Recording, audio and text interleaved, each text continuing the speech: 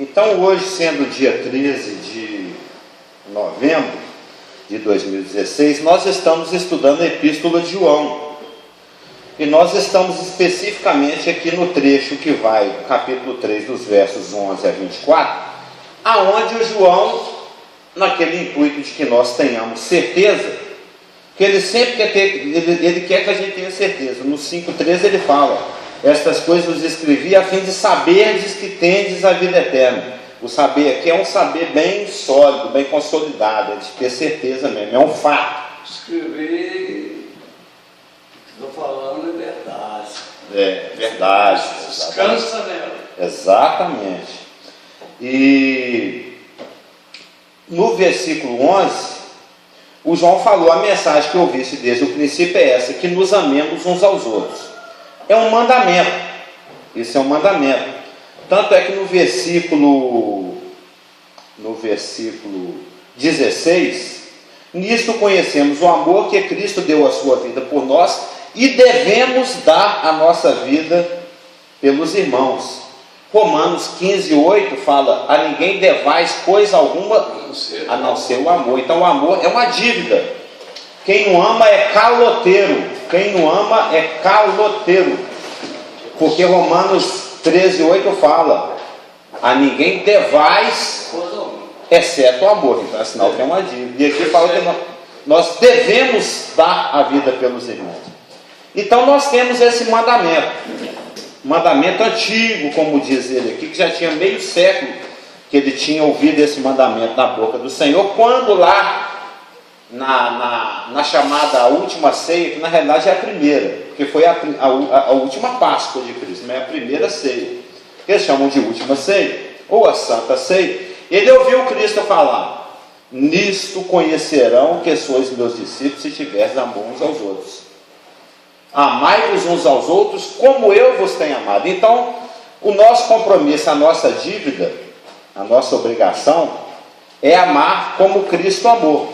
E nesse estilo antitético dele, ele fala: não como Caim, que era do maligno. Então, de uma forma assim mais abrangente, mais global, existem dois amores, duas formas de amar. A verdadeira forma de amar, que é amar com amor ágape, incondicional, irrestrito, como Cristo amou, se colocando em segundo lugar na sua agenda. E existe o amor do mundo, que é o amor que mata. O amor do mundo mata. O amor de Deus se mata, né? Eu me mato. O amor do mundo. Eu estava conversando com a Lulu, parece que eu fico aqui querendo impressionar os irmãos, falando que o amor do mundo mata, Leila Diniz, não sei o quê. Olha a reportagem que eu assisti sexta-feira de manhã. Porque tem um programinha que passa de 7h30 a 8h55, com o Eduardo Costa, na Record. Ele é um moço assim, o senhor conhece o Eduardo Costa? O estilo dele é assim: ô seu bandido, devolve o ponteão da Dona Maria, senhor. Ela está precisando, né? Ele é um estilo assim. E ele apresentou sexta-feira uma reportagem sobre um homicídio que aconteceu numa cidade aqui do interior. Eu não lembro o nome da cidade, mas uma cidade aqui de Minas, aonde dois motoqueiros passaram pela estrada e viu um casal discutindo na estrada e não deram bola. A briga estava muito acalorada, né? Muito forte. Eles até pensaram em parar, falaram: não, isso é briga de casal, deixa para lá. Passou uns 40 dias, ficaram sabendo que acharam o corpo de uma mulher abandonada, uma idosa. E aí eles foram associar uma coisa com a outra, foram lá denunciar, chegaram no moço. Aí ele está lá, um moço, um senhor de 70 e poucos anos, né, vestido de laranjado, contando por que ele matou a senhora. Da geração dele também, de 70 e poucos anos, eles brigaram por causa de um terreno, que era uma senhora muito bondosa, muito atuante lá na comunidade. Ela gerenciava os conflitos de terra, não sei o quê, as ONG, trazer verba para os pobres. Ela era uma pessoa muito ativa. Eu não sei se era católica, se era evangélica, mas de qualquer maneira era uma pessoa amada e conhecida na comunidade. E eles entrevistando esse senhor, e ele assim, sem saber o que falar, ele falou assim: mas por que você matou a Dona Maria? Eu falei: Ela era uma mulher muito boa para mim, muito boa para todo mundo. Ela era como uma irmã para mim, por isso que eu matei. Ela era muito boa, como uma irmã para mim, eu matei. Eu amei tanto que eu matei. Os irmãos duvidam de mim, mas é só olhar no jornal. O amor do mundo mata. É estranho isso, né? Você já viu muita história dessa também, né? Isso aí tem todo dia. O cara matou porque ama. Por isso que a palavra nunca é ultrapassada, nunca é cafona, né? A palavra velha é essa, né? A palavra de Deus nunca é desatualizada, nunca é desinterada de nenhum assunto, inclusive da psique humana. Ele falou, ó, o mandamento que nós ouvimos é esse, que nos amemos uns aos outros, mas não como Caim ama. Porque o Caim é um protótipo. Caim é um tipo, né? Se você for fazer um resumão dessa sessão aqui, que vai do 3, do 4 ao 24, o ódio caracteriza o mundo. O protótipo desse amor odioso é Caim. Ele se origina no diabo, tudo está dentro dessa passagem aqui que fala que o pecado procede do diabo, está lá no 3:8. Isso é uma síntese, né? O ódio caracteriza o mundo, esse amor que mata. O protótipo desse amor que mata é Caim. Ele se origina no diabo, ele culmina no assassinato e é uma evidência de morte espiritual. Contrapondo a isso, que existe um contraste aqui, o João está fazendo um contraste entre o silêncio de Deus e o silêncio do maligno. O amor verdadeiro, ele caracteriza não o mundo, mas a igreja. O protótipo é Cristo, não é Caim. Ele se origina em Deus, não no diabo. Ele culmina em autossacrifício, não em assassinato. E é uma evidência de vida eterna e não uma evidência de morte espiritual. E o João, ele discorre a respeito de mais alguns assuntos, depois de ter feito esse contraste entre o 11 e o 12. E ele chega no versículo 18, porque nós já estudamos 11, 12, talvez 16, 17. Ele chega no 18 que diz o seguinte: filhinhos amados e queridos, meus pimpolhos, meus xodó, minha teteia, minha coisinha fofa do papai. É isso que ele está dizendo, né? É o carinho. Filhinhos, não amemos de palavra nem de língua. Não amemos de palavra nem de língua, mas de fato e de verdade. Então, se na parte anterior dessa sessão, no 11, no 12, no 13, nos versículos anteriores ao 18, o João ele estava falando de uma forma macro. O senhor falou qual palavra? De uma forma mais abrangente, né? De uma forma mais macro, mais pan, contrastando. Existem duas formas de amar. Aquele amor que só o fruto, só o Espírito produz, porque Deus é amor e o fruto do Espírito é amor. E existe o amor do mundo, que é o amor que mata. Ela era muito boa para mim, eu matei, né? Isso é no nível macro. Mas quando você dá um zoom, você aproxima na igreja, que você entra por essa porta aqui, você entra dentro do corpo local, existem duas formas. As pessoas já escolheram. Eu não vou amar como o mundo, eu vou amar cristãmente. Eu vou amar o amor cristão. Então, mas quando você entra aqui dentro dessa porta, você chega ao corpo local, você passa do plano macro para o plano mais zoom, para o plano mais local, mais próximo, mais pessoal, uma horizontalidade mais próxima. O João, com a sua argúcia espiritual, né, com a sua contundência, né, com a sua incisividade, né, com o seu bisturi espiritual, ele vem e disseca para nós e mostra que mesmo dentro do corpo local, existem dois amores verdadeiros. Verdadeiro amor só existe um, é o ágape, fruto do Espírito, que é decorrente da obediência e do eis-me aqui, do auto-sacrifício, de você se negar a si mesmo, pegar a sua cruz e sair amando por aí, se amando menos do que ama até o próximo. Porque na ordem de Deus Amar a Deus, amar o próximo, depois se amar.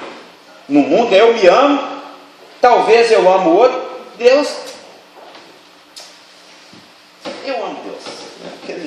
Só de boca, igual o Isaías fala, né? A boca fala, meu coração está longe. Então, dentro do corpo local existem duas formas de verdadeiro amor. Um que é de palavra e de língua, e um que realmente põe a mão na massa, que efetivamente trabalha. Filhinhos, não amemos de palavra nem de língua, mas de fato e de verdade. E o interessante, ele fala, não amemos. Eu amo, tu amas, ele ama, nós amamos. Ele está se colocando aqui no nosso. O próprio apóstolo João, humildemente, se coloca dentro da sua própria exortação. O que ele quer dizer com isso? Que não existe exceção. Não, o bispo, o apóstolo, o pastor, eles não precisam. Só os fiéis, só as ovelhas têm essa. Não existe essa hierarquia, não existe isso no corpo de Cristo. Todos nós somos sacerdotes, segundo a ordem de Melquisedeque, só existe um sumo sacerdote. Então o apóstolo tinha patente, mas ele se coloca humildemente na condição de alguém que também tem a dívida e a obrigação de amar. Ele exorta a nós e a si mesmo. Mas esse versículo, ele é muito refinado, porque ele vai na sutileza da coisa. Na sutileza da coisa. Aqui ele está apresentando dois tipos de amor. O amor retórico, de palavra e de língua, e o amor efetivo, o amor ação, o amor de obras, que é a palavra que está traduzida aqui por... mas de fato, em verdade, a palavra fato é obra, é trabalhar mesmo, é workar, né? Nós vamos ver essa palavra. Oi? Fato é ação. Ação, exatamente. Foi no Calvário, que ele sem falar, mostrou ao mundo inteiro, que tem o contracanto, né? O que é o amar, Beleza. É com ato, com ações. Por quê? Nós vamos escrutinar as 4 palavrinhas aqui no grego, né? A palavra, a verdade, a verdade, a palavra, a língua, o fato e a verdade. A palavra e a língua é aquele amor verdadeiro que é fruto da simpatia natural, que é fruto da iniciativa religiosa, que é fruto do bom humano, que é fruto do evangelicalismo, né? Essa coisa aí do crente tem que ser assim, porque o crente ele não é conhecido porque usa terno ou porque carrega a Bíblia, ele é conhecido porque ama, nisto conhecerão. Então, a pessoa, ela quer seguir Cristo. Nós estamos falando aqui de nascidos de novo agora. A gente não está falando mais lá do macro, que contrasta o filho de Deus e o filho do diabo. Agora ele deu um zoom e está falando de nascidos de novo. Só tem nessas... Mas pode falar. Nós estamos falando aqui de nascidos de novo, que estão ou amando no Espírito, ou estão falsificando o amor. Não é aquele amor que mata lá do mundo, mas é um amor muito próximo do amor ágape, que é o amor fruto do bom humano. É fruto do compromisso, é fruto da simpatia, é fruto da obrigação. Lembra que eu falei do Caim? É fruto da autopromoção. Ele faz para ganhar ponto, para ter ibope. É aquele líder de igreja que, entre aspas, ama ou falsifica o amor, bom dia, para poder ser visto, para poder aparecer, para o ministério dele ser grande, né? É uma hipocrisia tão idiota, né? Grande para servir. Eu não gosto desse estilo de linguagem, mas tudo tem quem gosta. Por quê? O amor, filhinhos, não amemos de palavra nem de língua. O amor de palavra e de língua é aquele amor que se compromete com tudo e com todos, mas efetivamente não fala, não, eu vou estar orando pelo irmão. Se ele orasse realmente por tudo que ele se compromete a orar, ele tinha que ser um Epáfras. Tem que pôr na cadeia, para ele ficar lá 24 horas orando. Porque Deus é meio doidão, ele pega os melhores dele às vezes e põe na cadeia, que era o caso do Epáfras, né? Um colaborador de Paulo. Um exímio evangelista na cadeia. Deus transformou ele no intercessor. É aquele amor que fala assim: não, irmão, pode deixar que eu vou orar por você. Na realidade, o João, aqui nesse trecho dele, ele está colocando esse tipo de atuação, de falsificação do amor, no contexto, ele está colocando essas palavras no contexto do amor. Sendo que o Tiago já tinha feito essa mesma abordagem, só que em conexão com a fé. Só que no contexto da fé. Está lá em... Não botei esse texto. É Tiago... Tá aqui. É fácil achar que Tiago é pequenininho. Tá. Olha aqui o exemplo de amor de palavra e de língua. O amor retórico. O amor que tem consciência, é aquela pessoa que tem consciência da obrigação. Estou ouvindo a mensagem aqui, escola dominical. Oi? Tiago capítulo 2, verso 14, nós vamos ler em seguida. É aquela pessoa que já se conscientizou. Mas ela não quer negar a si mesma. Ela não quer tomar a cruz todo dia. É chato esse negócio, é muito difícil.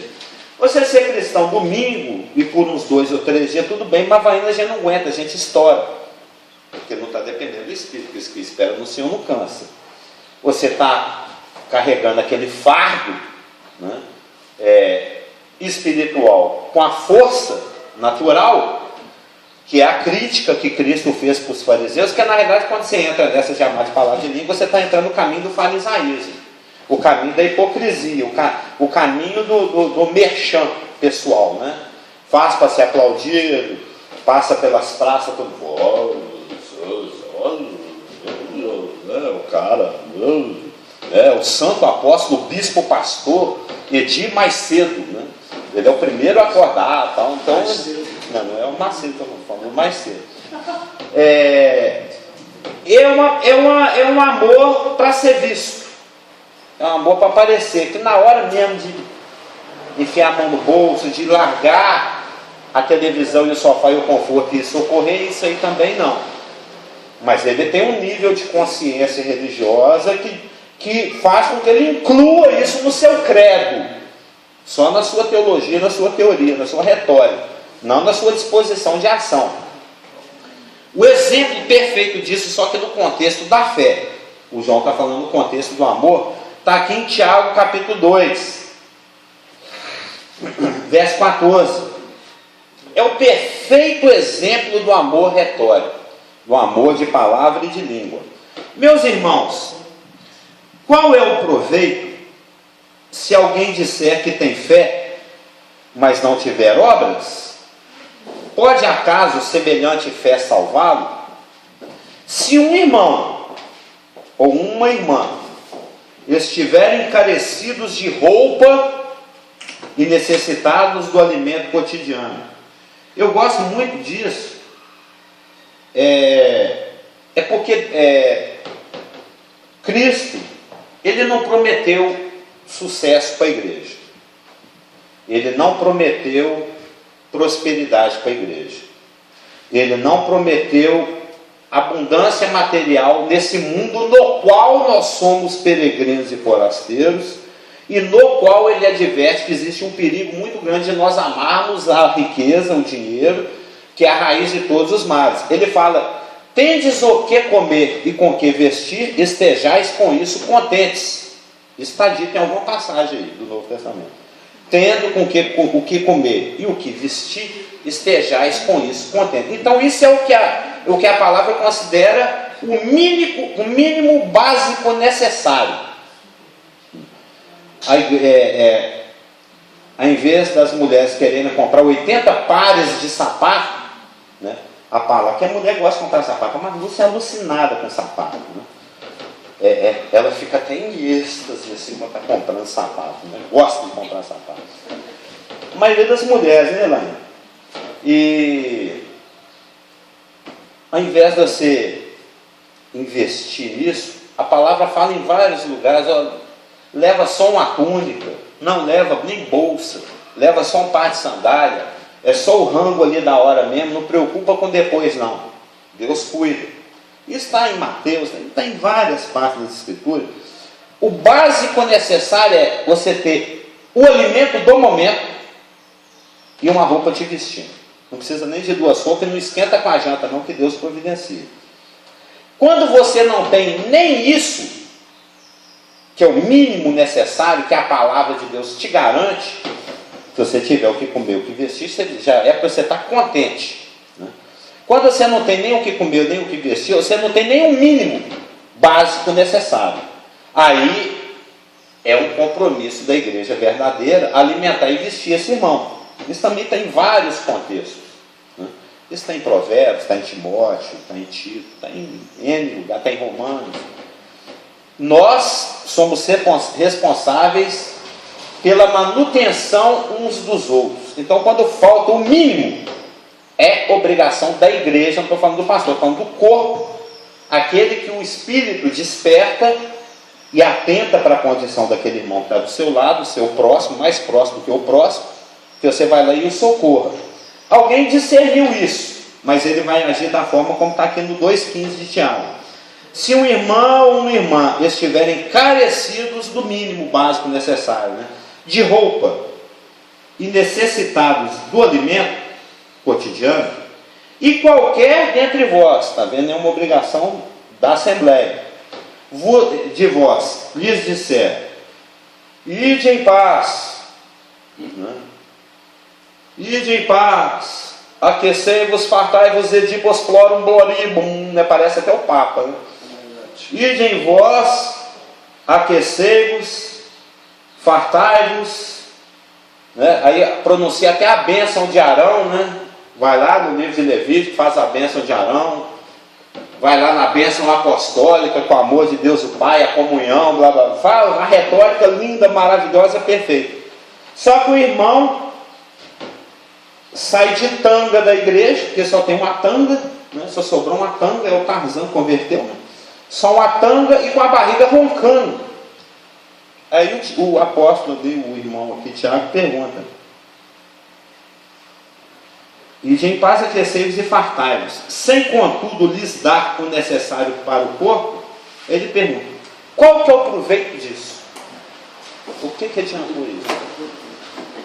Você não teve ação, não existiu uma ação efetiva para socorrer aquele irmão. Ele vai continuar pelado e com fome. Ou seja, isso não é ágape, é algo muito próximo do ágape. Existe a boa intenção. Eu vou estar orando pelo irmão para essa semana aí, né? Você conseguir aí uma comida, um rango, uma roupa, mas só isso, eu só vai estar orando. Não, mas tem aquele também que fala que aquele versículo que bate na sua porta e fala, mas eu já estou deitado. Tem, nós temos recentemente. Volta amanhã, eu já estou aqui no meu conforto. Tem. Não vou sair da cama. Amanhã você Em Lucas, nós vemos em Lucas, você não foi? Tem uma pessoa morrer de fome e frio lá fora, você volta amanhã. Amanhã pois tá é. duro na sua porta. E Cristo fala que você tem que insistir. Essa passagem ela é paralela, ela ensina a mesma coisa que da insistência da oração que o juiz impenitente e a viúva lá. É Provérbios, um versículo que fala que o seu amigo bate na porta e você fica com os coelhos, não diga para ele, volte amanhã. Se você tem para socorrer imediato.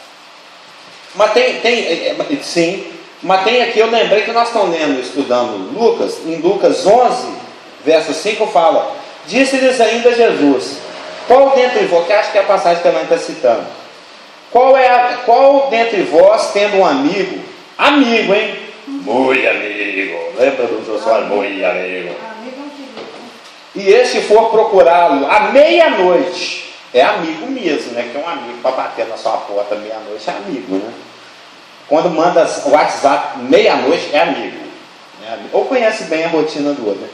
E ele disse, amigo, empresta-me 3 pães, que ele está gritando lá da janela. Ô amigo, dá 3 pães aí.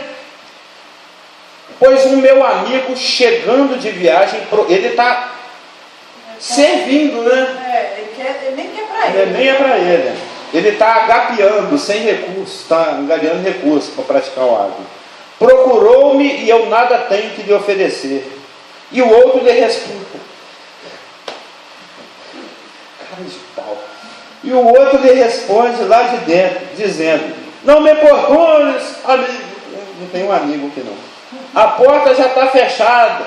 Os meus filhos comigo também já estão deitados. Não posso levantar-me para tostar. É a situação que a Elaine está falando. Esse aqui é ágape zero, né? Ele em primeiro lugar na agenda, em segundo, em terceiro, em quarto e quinto. Porque a Loteria Federal só aprendeu os 5 primeiros, né? Do primeiro ao quinto é ele. Sexto lugar em diante, talvez o próximo. Mesmo assim, retoricamente, né? Só para aparecer. Essa situação que a Elaine citou aqui do Lucas 11, e que eu citei aqui do Tiago 2,14, né? É o perfeito exemplo do amor retórico. E essa questão retórica, ela não adianta nem para o amor, o nosso contexto, e nem lá no contexto do Tiago para a fé. Porque tanto a fé como o amor, eles têm isso em comum. Eles precisam de ação. O Abraão foi super elogiado, porque Romanos até fala que isto também lhe foi imputado para a justiça. A questão da salvação já era garantida. O Abraão já era salvo. O assunto aqui nesse contexto de Romanos 4, se não me engano ali, é galardão mesmo, que isto também lhe foi imputado para a justiça. O fato dele pegar o filho dele e levar lá. Deus já sabia disso. Deus já tinha olhado no coração de Abraão e sabia: se eu pedir o Isaac, ele vai me dar o Isaac. E ele permitiu que as coisas acontecessem para que o Abraão também soubesse disso, né? Ou seja, e nós aqui também ficamos sabendo. E foi algo que ficou registrado nas Escrituras e serve de exemplo para muita coisa, tanto dentro da comunidade judaica como aqui também na comunidade eclesiástica. É usada para muita aplicação pelo Espírito nas nossas vidas, pelos pastores nas suas pregações. Ele pegou a lenha, andou 3 dias. Andar do Rafa aqui já me dá preguiça. Imagina você andar 3 dias. 3 dias. Carregando a lenha e levando seu menino para ser morto. Foi uma demonstração de amor a Deus provada com atos. É a demonstração da fé. Foi? Não, foi o Calvário. Exatamente. Então, ele ficou com o menino dele morto 3 dias dentro do coração. Assim como o pai.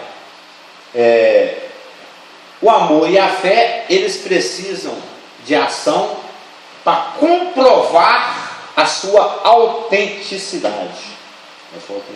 Quando você compra um produto qualquer, o que te ajuda a saber se ele é paraguaio ou se ele é original é o fato que ele tem um selinho, né? Costuma ser em 3D, cartão de crédito, nota, produtos, né? Coisas do cartório. Hoje em dia vem também, né, com aquele selinho 3D. Aquilo é uma evidência de autenticidade. A evidência da autenticidade do meu amor e da minha fé, que são coisas que estão sendo produzidas pelo Espírito, são atos práticos, são atos efetivos, são ações. Palavras ou promessas de amor que não são traduzidas em ações são inúteis. O amor sem ação é inútil, é decepcionante. Pensou o Gera falar, né, o pastor geral falar para a Elaine? Eu falei Gera porque é o nível casal aqui. 20, quantos anos fez agora aí recente? 22 anos. O Gera, o pastor geral, porque o marido da Elaine é o Gera, não é o pastor geral, né? O pastor geral já falou milhões de vezes nesses 20, quantos anos? 22 anos, que é 11 vezes 2, desses 22 anos, que ama a Elaine 1 milhão de vezes, mas nunca deu um beijo. nunca deu um sapato, nunca deu um presente, nunca fez um carinho, nada. Só assim, eu te amo, viu, mãe? Desde o altar, nem no altar ele beijou. O último beijo que ele deu foi lá no altar. Para tirar foto. Porque o pai é para tirar a foto, né? Para cumprir o escrito. Mas de lá para cá nunca mais aconteceu, nem os meninos ainda nasceram. Nada, não aconteceu nada. É só assim de palavra. Você sabe que eu te amo, viu, Ana? Eu já teria anulado por erro essencial da pessoa. Pois é, cabe até uma anulação, ainda mais que ela é advogada, né? Que a coisa tem que consumar, você sabe disso, né? Ou seja, não ia ser decepcionante? O amor sem ações não seria decepcionante, inútil? Isso é para nada. Não faz nada, não me defende. Na hora que o carro passa na porta, você me põe na frente. Que amor é esse? Não amemos de palavra nem de língua, mas com obras e em verdade. Eu sei que está escrito aqui a palavra é de fato e de verdade, mas a palavra que é traduzida aqui por fato é ergon, que é a palavra obras no grego. Ergon, ergo. De onde vem? Você conhece alguma coisa com ergo? É, de postura para o trabalho, exatamente. Quer falar algo? Não, uma coisa que eu tinha pensado essa semana, aí eu queria te falar, eu ia até falar antes, durante a semana, mas depois eu falo na escola dominical, mas eu sei que vai fugir do assunto, então não precisa comentar agora, mas seria bom depois, talvez já está até no seu plano aí, de fazer o contraste, porque o texto que fala sobre ama o próximo como a ti mesmo, e depois no Novo Testamento Jesus fala Novo mandamento, ama como eu vos amei. Mas uns aos outros como eu vos tenho amado. Os dois são uns aos outros, né? Só que em João fala ama teu irmão porque está tratando com a igreja. Sim.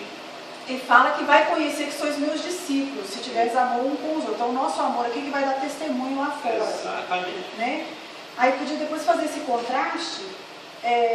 Não significa que amar o seu próximo está invalidado, porque o que está lá fora da igreja não é o meu irmão, então não vou ter esse amor que está aí, porque primeiro que ele não vai saber receber, igual você falou na semana passada, né? Não vai entender, mas ele vai perceber que tem algo diferente. Eu não sei se você está pensando em falar disso, eu só queria... Não tinha pensado em fazer uma síntese contrastada. Eu não sei se é Gálatas ou se é Romanos, que fala assim, fazei o bem a todos. Mas principalmente os da família da fé. Gálatas capítulo 6, versículo É só fazer esse contraste. É porque o Romanos 12, 13, 14 tem muita coisa prática assim também, igual o finalzinho de Gálatas. O crente hoje, a pessoa salva, nascida de novo, precisa ter muito discernimento, que às vezes você dá um amor incondicional, que é o jogar pérola aos porcos, e você convive com quem está te detonando em vez de estar te edificando. A gente tem que estar linkado com o Espírito. Exatamente. E, em contrapartida, deixa de amar aquele que bateu na sua porta, porque você também considera que não é seu irmão. Entendeu a diferença? Eu falei isso essa semana com a Lulu. Não é um versículo bíblico. Não sei se tem em Provérbios, talvez tenha outro. Mas é literalmente... Amar é fazer o bem sem olhar a quem. É literalmente isso. É isso aí. Ágape é isso aí. É fazer o bem sem olhar a quem. Você está passando. Tem um atleticano caído no chão. Você tem que ajudar, mesmo você sendo cruzeirense. Porque Cristo, ele na sua forma de ensinar, sempre muito marcante, sempre para aprofundar, para chocar, para chamar a atenção, né? Ele usava muito de linguagem hiperbólica, de linguagem antitética, muito forte. Tanto é que o outro veio lá com lero-lero. Não, eu sou religioso, eu já conheço tudo, etc. Mas Cristo já sabia que o amor dele era de palavra e de língua. Bom, então, você ama o seu próximo. O outro quis fazer um pente, uma seleção. Ao contrário disso que você está falando aqui agora, e nós estamos concordando que o amor, apesar de ser amar o irmão, mas ele na realidade é abrangente, que um amor seletivo, eu acho que ele já até começa a perder um pouco a sua conotação agapiana, né? Se ele começa a fazer seleção, se ele distingue, se ele faz acepção, ele perde um pouco da sua característica ágape, que é incondicional, aquela coisa toda. Ele, para exemplificar isso, quando o outro quis restringir a abrangência do termo próximo. Não, mas próximo é só os batistas, né? É só os da Grace Grace, né? Também amar o da Quadrangular, o da Deus é Amor, o da Nova Jerusalém incendiada de Cristo, essas aí não. Aí Cristo falou: olha, tinha alguém precisando, socorro. Passou o levita, que é o cara que realmente tem o compromisso de cuidar, obrigação social mesmo, ordenação. Está quase começando, gente. Estou em cima da hora. Senhor, manda alguém em nome de Moisés, né, para socorrer esse rapaz aqui, que ainda não usava o de Jesus. Aí passa o sacerdote, que alguém também tem a obrigação, ordenado para isso. Tem 3 batismos e 2 circuncisão para fazer. Senhor, abençoa, manda alguém aí. E Jesus, só para chocar, para magoar, para acordar a galera, e passou um samaritano. Quando eles queriam xingar Jesus, chamava ele de samaritano. Então ele colocou como mocinho do filme justo aqueles que Israel considerava o bandido, o pária, a escória, o proscrito, o odiado, o samaritano. O samaritano vai lá, para a agenda dele, não é o ágape, né? Interrompe a agenda dele, socorre e trata bem tratado mesmo. Dispõe financeiramente. Dispõe, vai lá, coloca lá na pensão, fala: cuida aí, vou deixar uma grana aqui, se faltar na volta eu pago. E ele é que tinha todo direito, judeu maldito, e passar. Não gosta de mim, agora você se lasque ali, né? E ele foi lá, aí Jesus pergunta para ele: quem que é o próximo? O próximo é aquele que o Espírito desperta. Senão a gente corre esse risco de estar jogando pedra para porco. Você tem a disposição de fazer o bem a qualquer um. Esse é o ponto, né? Você tem a disposição de amar quem o Espírito colocar no seu caminho. E pode ser um atleticano, pode ser um espírita, pode ser um católico, pode ser um presbiteriano, pode ser um batista, pode ser um parente. Pode ser a pessoa que te perseguiu a vida inteira, vai chegar um momento que vai precisar de você. Porque a vibe do ágape é andar mais uma milha, dar o rosto para bater, é entregar a capa se pedir a botina. O espírito do ágape é esse aí. Ele não se restringe, não. Mas nós temos que amar, não é de palavra nem de língua, como nesses casos horríveis aqui, né, que no 17 também ele fala, do João 3, ora, aquele que possui recursos deste mundo e vir a seu irmão padecer necessidade e fechar-lhe o seu coração, como pode permanecer nele o amor de Deus? Esse exemplo aqui do 3,17 está dentro do palavra e língua, o retórico.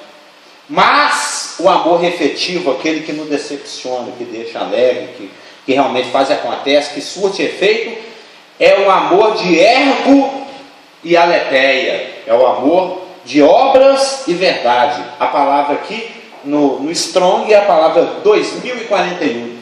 É a palavra ergon, que vem de ergon, que vem de ergon. Ergon, que vem de ergo, que significa trabalho. O que é feito, ação, obra. Uma razão pelo qual os pecadores eram atraídos a Jesus, em Lucas 15, tem milhares de passagens onde fala assim, que multidões o seguiam. É ou não é? A gente está estudando os evangelhos lá, Jesus sempre rodeado de multidões. Olha aqui, por exemplo, né, dentre as dezenas de passagens que falam que multidões o comprimiam, no Lucas 15:1, aproximavam-se de Jesus todos os publicanos e pecadores para o ouvir. Todos. Por quê? Por que os pecadores eram atraídos a Jesus? Porque eles percebiam que Jesus amava sinceramente. Ele estava o tempo todo, full time, disponível.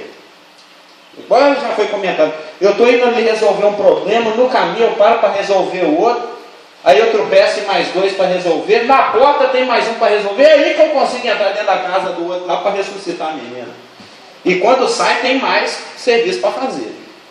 Por 3 anos intensos. E em Mateus 5, 6, 7, no final do 7, fala que as pessoas ouviam porque ele falava como quem tem autoridade. Não como os fariseus, que só era só blá blá blá. Eles viam que Jesus fazia exatamente como ele estava ensinando. Ele dava o exemplo. Ele ensinava com as palavras e dava o exemplo fazendo, para ser copiado. Então eles perceberam que aquilo era um amor sincero, que era um amor. Por que eles perceberam que era um amor verdadeiro e sincero? Porque é um amor produtivo, eficiente. E o interessante é que a palavra de onde vem ergonomia, postura, aquela coisa, ergonomia, não é? Ergonometria? Acho que a ergonometria é um dos assuntos da ergonomia, que é a ciência que trata da produtividade, né?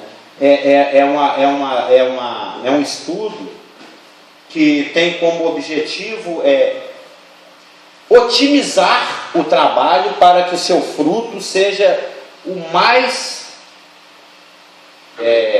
numérico, produtivo, eficiente possível. Então, a palavra ergo aqui, que é traduzida por obras, está falando de algo de qualidade. Algo bem feito. Porque é aquilo que me acontecer, às vezes acontece com a gente. Você resolve ajudar uma pessoa e depois que você entra na situação, você vê que a coisa é mais complicada do que parece. Você acha, não, em meia hora eu ajudo aqui, pá. Aí você vai, nossa, você vai gastar o dia inteirinho. É como levar o seu Amâncio em casa. Lembra, Rafael? A gente, um dia a Raquel lá, estava no centro, ia levar eles só até o centro. Eu falei, não, vou levar o senhor em casa. Não. Chegando em casa de noite, não foi? Chegando em casa era 7 horas da noite. Que até que, primeiro que perdemos. Segundo que não é perto. Terceiro que você chega lá e ainda tem um social. Chega em casa, tinha que parar no caminho que deu fome. Já tinha passado a hora do almoço, já está na hora do lanche, já tinha passado, já está chegando a hora da janta. Né? A gente ainda se perdeu, porque Neves é uma loucura. Depois que você já está dentro, você se dispôs, perde ânimo para o Espírito e vai até o fim. Que é feio também. Tipo, não, irmão, você continua daí, eu te comprometo, você não é tão objeto do meu amor, assim, tão importante para mim desse tanto, né? Tem outro aqui na sua frente, no caso eu. Depois que entrou, seja produtivo até o fim. Com a mesma atitude, com a mesma postura, com a mesma disposição do início. É isso que a palavra ergo quer dizer. Essa obra é uma obra completa, é uma obra efetiva, é uma obra de qualidade. Não é uma coisa meia boca, não. Ergonomia é um estudo que visa a máxima eficiência, produtividade, conforto e segurança. O seu objetivo ao ajudar o outro tem que ser isso. O máximo de produtividade, conforto e segurança e eficiência em função do irmão. Ou então não ama. Para você amar paia, amar madeira, amar feno, vai queimar mesmo? Dorme. Vai assistir o jogo. Melhor fazer uma obra meia boca para queimar? Tudo bem. O irmão aqui vai ser beneficiado. Porque quem está recebendo, quem está na carência, não importa se é o espírito católico ou crente que está me prestando serviço. Eu quero resolver meu problema. Né? E muitas vezes... Aliás, quem não é evangélico adora quando eu receber, porque ele está nem aí. Né? Exatamente. Sabe que é bobão? E em verdade, a palavra grega, verdade é muito conhecida, aletheia, né? O em no grego, em português é em, no grego é en. Mas esse en é muito importante no grego porque ele define a esfera. A preposição aqui em verdade, em obras e em verdade, esse em é en no grego. Ele tem um sentido profundo, porque ele dá o contexto da obra. Ele dá o contexto da ação do amor. Ele define a esfera e a atmosfera, a vibe na qual o amor opera. Em qual esfera que é? A verdade. são obras preparadas de antemão. Amar deve ser uma resposta à palavra de Deus. Amar deve ser uma resposta a uma orientação do Espírito. Não tente amar como Deus ama sem depender do Espírito. Amar, em verdade, significa amar baseado numa orientação que a palavra dá. Não é a obrigação, não é a necessidade, não é a carência, não é para aparecer, não é porque não tem jeito, não é porque não tem outro, é porque a palavra, o Espírito, através da palavra, te orientou assim: atende a necessidade daquele irmão. É baseado é uma obra preparada de antemão para você andar nela. Ela já está te esperando lá no dia 14 de novembro, amanhã, que você ame efetivamente com ações alguém que o Espírito vai colocar no seu caminho. Isso que é amar em verdade, como uma resposta a um apelo do Espírito. E o Espírito sempre vai apelar usando a palavra da verdade. A qualidade da verdade é adicionada porque até mesmo ações podem ser hipócritas ou fakes, né? Quantas vezes você... Eu não vou citar um exemplo prático, mas eu já passei por isso, em que, não porque o irmão está na necessidade, mas ele me encheu tanta paciência, falando: fica com essa porcaria dessa jaqueta para você, chato. O irmão estava lá passando frio, aí ele me encheu tanta paciência que eu arranquei a jaqueta e joguei na cara dele. Toma essa porcaria para você, seu chato. Para de me encher a paciência. Porque toda vez que ele me via com aquela jaqueta, ele me pedia: nossa, mas essa jaqueta tá bonita, essa jaqueta tá boa. E você vai me dar essa jaqueta? Acho que ele se colocou numa situação de estar precisando da jaqueta, só para eu dar a jaqueta para ele. Eu joguei na cara dele o negócio. Essa aqui não foi tão hipócrita, tão fake, porque todo mundo viu, né? Mas muitas vezes a gente faz isso só por dentro.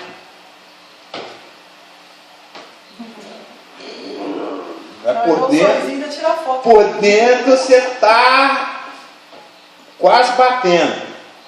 Ou batendo no Espírito. O Espírito que te torceu o pescoço, o nariz, a orelha, sei lá, o braço. Amemos não de boca, mas por verdadeiras obras. A língua produz palavras, a verdade produz ações. Amém? Deu o meu tempo aí? Eu acabei agora o enredo, ali já deu 49, faltam 54 segundos, tudo hoje foi muito bem cronometrado. A língua, o que é a última frase? A língua produz palavras, a verdade produz ações. Amém? Na semana que vem a gente prossegue no versículo 19. Eu aconselho os irmãos a estarem lendo esse trecho para se familiarizar com ele, que vai do 3:11 ao 3:24, agora mais especificamente do 19 ao 24. Na semana que vem, se o Senhor permitir, a gente prossegue. O irmão pode orar por nós?